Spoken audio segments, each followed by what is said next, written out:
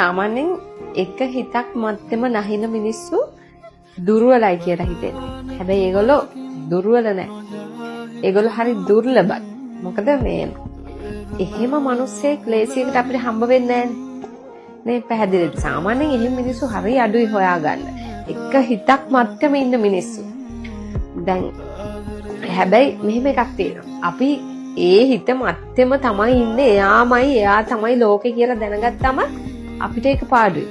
ඇයි අපේ දුර්වලකම දැනගත්තට පස්සේ ඒකෙන් අයිති ප්‍රයෝජන ගන්න ඕනේ සම. මොකද එහෙම හිතක් මේ ජෙනරේෂන් එක ඇතුලේ හොයා ගන්නවා කියන එක මාර අමාරු දෙයක්. ඒත් අපි පෙන්වන්න හොඳ නැහැ කවදාවත්.